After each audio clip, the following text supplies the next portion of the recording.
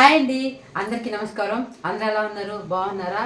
ముందుగా నా సబ్స్క్రైబర్స్ అందరికీ కూడాను, అలాగే అందరికీ మొత్తం చూసిన వాళ్ళకి, వీడియో వాళ్ళకి, నా సబ్స్క్రైబర్స్ కాని వాళ్ళకి కూడా ముక్కోటి ఏకాదశి శుభాకాంక్షలు. ఆ దేవుడి దయ అందరికీ ఉండాలని, ఈ సంవత్సరం అందరూ ఆయు ఆరోగ్యాలతో సంతోషంగా ఉండాలని చెప్పేసి మనస్ఫూర్తిగా కోరుకుంటున్నాను. సో ఇప్పుడైతే మనము ఈరోజు మాకు నరసింహస్వామి కొండలో ప్రోగ్రామ్ ఉందన్నమాట.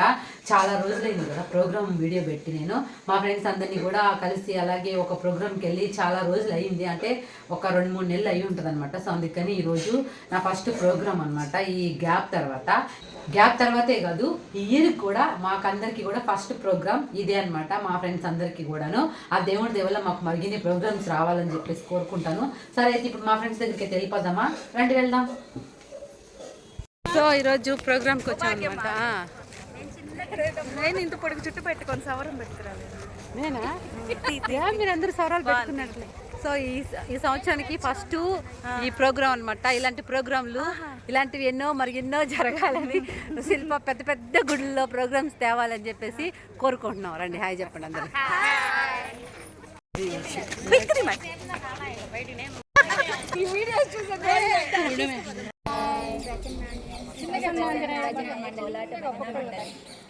శ్రీ ప్రసన్నాంజనేయ కోలాట భజన మండలి నరసింహస్వామి కొండ మీద ప్రోగ్రామ్కి వచ్చా.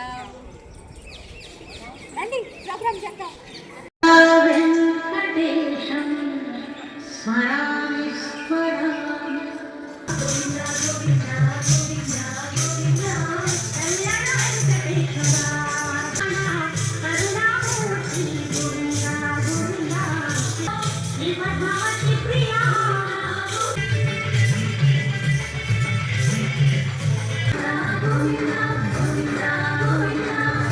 సరే ఇప్పుడైతే మనం వైకుంఠ ద్వారంలోకి వెళ్దామా? రండి. నరసింహస్వామి కొండపైన వైకుంఠ ద్వారం ఓపెన్ చేశారనమాట.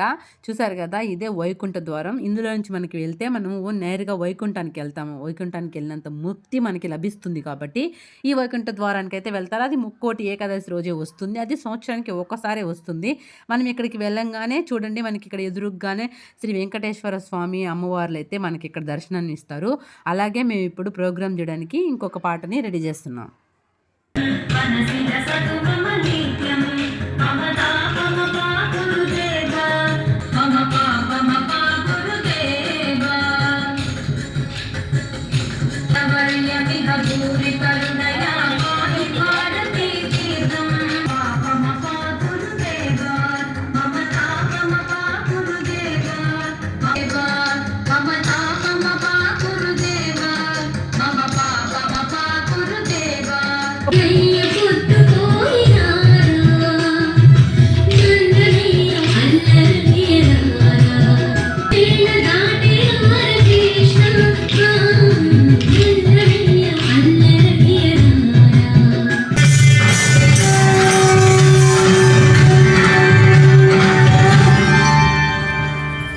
అయితే చూసేసారు కదా, ఇప్పుడైతే దర్శనానికి వెళ్తున్నాం. స్వామివారి దర్శనం అయిపోయింది, అమ్మవారి దర్శనానికి వెళ్తున్నాం. ఎందుకంటే గుడి క్లోజ్ చేసే టైం అయిపోతుంది కాబట్టి మనం చాలా హడావిడిగా ఫాస్ట్గా వెళ్ళేసి దర్శనం చేసుకొని అయితే వచ్చేసాము.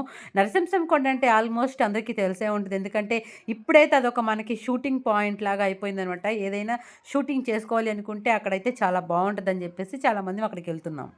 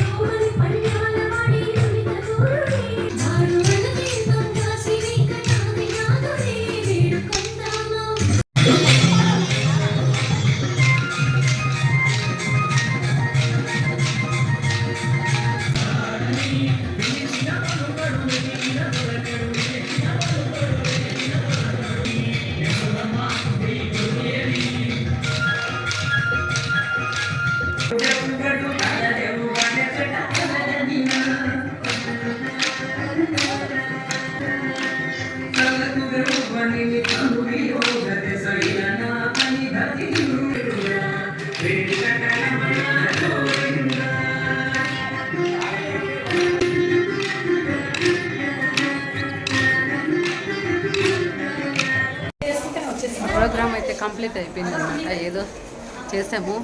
వాతావరణం అయితే మామూలుగా లేదు, చూసారు కదా, చల్లగా ఉంది వాతావరణం. నరసింహస్వామి గుడిలో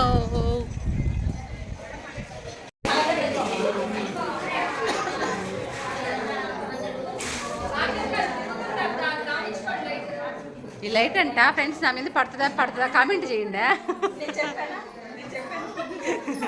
ఏనా పడేస్తావా? లైట్ ఊగుతా ఉందంట, పడేలాగుంది.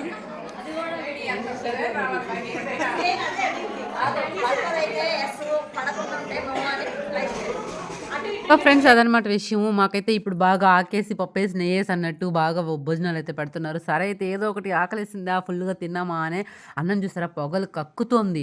ఆ ఊరగాయ ఏంటి అనుకుంటున్నారా? అసలు ఆ ఊరగాయ మాకు అమృతంలాగా ఉంది ఈరోజు అన్నం అయితేను.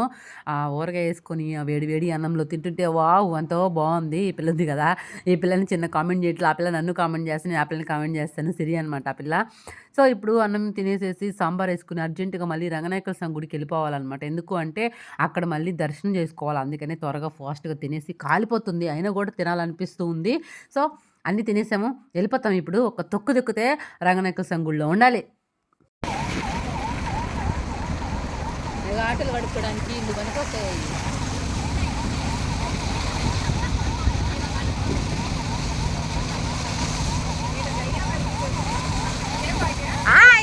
నీళ్ళు ఇవన్నీ కొప్పు నీళ్ళు అయితే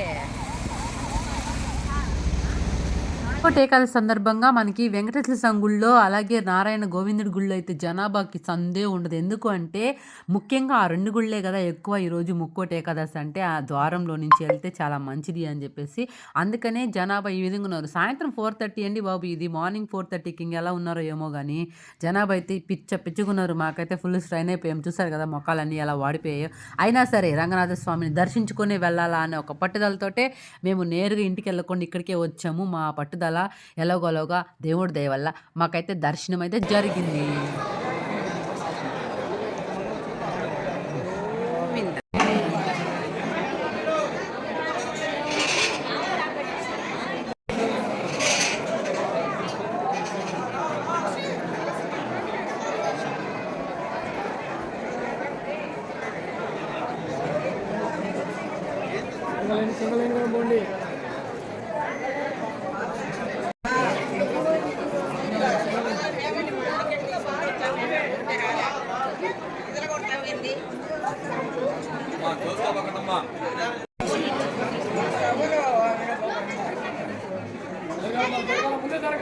మనము వైకుంఠ ద్వారంలో అయితే వెళ్ళిపోయాము. వెంకటేశ్వర స్వామిని దర్శనం చేసుకున్నాము. అలాగే ఆ రంగనాథ స్వామిని దర్శనం చేసుకున్నాము. ఎంతో అద్భుతంగా మనకి 2 కళ్ళు సరిపోవండి. అలంకారం చూస్తేనే మనకి 2 కళ్ళు సరిపోవు.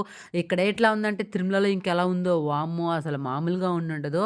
ఆయన దగ్గరికి పోయే అదృష్టం ఎప్పుడు కలుగుతుందో వైకుంఠంలో. సరే అయితే ఆ వైకుంఠ ద్వారంలో పోవడానికి మనకి అదృష్టం కలగాలని కోరుకుంటూ ఇది రంగనాథ స్వామి గుడిలోని వెంకటేశ్వర స్వామి గుడి ఈయనకి చెప్పుకుంటున్నాం అనమాట. సరే అందరికీ ఆ ఏడుకొండల వాడి దయ ఉండాలని చెప్పేసి నా వీడియోస్ని ఇలాగే చూస్తూ ఉండండి. లైక్ చేయండి, షేర్ చేయండి, సబ్స్క్రైబ్ చేసుకోండి. ఈ గుళ్ళోకి మీరు ఎవరెవరు వచ్చారో కామెంట్ చేయండి. Thank you.